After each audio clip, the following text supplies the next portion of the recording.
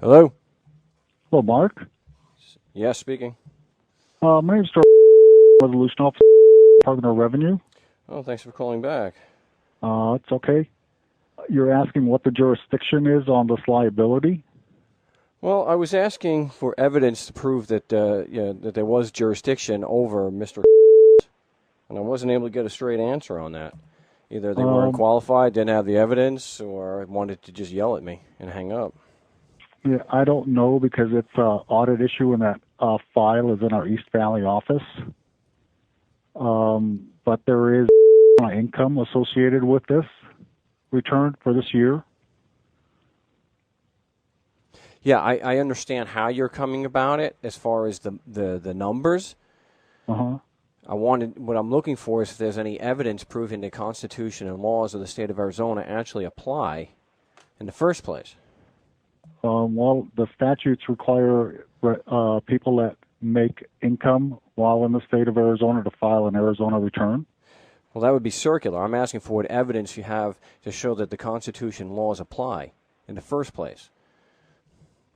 I don't understand what you're asking me. That the Constitution laws apply. How could the Constitution laws not apply if there is a statute? How do the statutes become applicable just because someone's in Arizona? What evidence do you have? No, that's not what the statute says. The statute is written by legislators. Yeah, I understand. By people. I get that. But what evidence is there, if any, to show that the Constitution and statutes apply to Mr. just because he's physically located in Arizona? There's plenty of court cases that have proven this. If you want specifics, write a letter. No, you do understand that those are opinions, and those are for issues of law. I'm asking about evidence, and I'm sure that none of the ones you're citing mention Mr. in any shape or form. It has nothing to do with evidence against Mr. And what you're telling me is your opinion, and those opinions haven't been upheld by courts.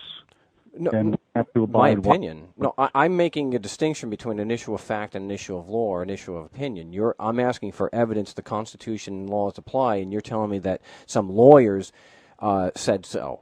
That's an opinion. That's not answering what evidence there is to prove that they apply to Mr.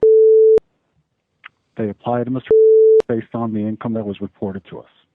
What evidence do you have, if any, to show that the Constitution of the state of Arizona applies to Mr.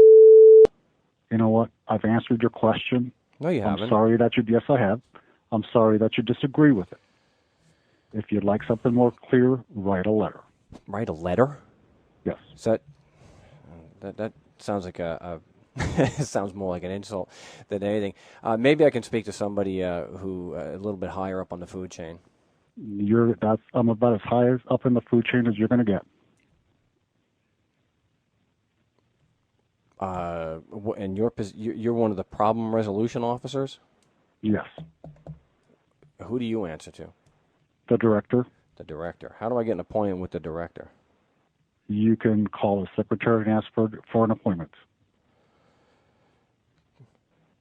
Do you have a number for her or him? See, it's not a matter that I disagree.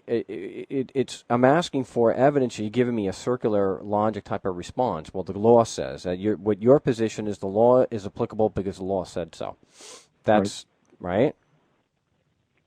Well, which makes perfect sense to me. And you're telling me it's not applicable because the law says so? How is that not? How is that justified? Well, let me give you an example. Mark, I've given you everything I could do to offer assistance in this issue. So you believe that saying the law applies because the law says it applies, that makes sense to you? That that doesn't appear to be a logical fallacy to you? No. Let's see. If you're driving down the street and the speed limit says 35, you can do whatever you want. No, that's not the same thing. Is that not a law? No, that's not the same thing. That's not the same thing, sir. No, it's a law. No, now, if I say the law doesn't apply because the law doesn't apply, does that sound more circular to you?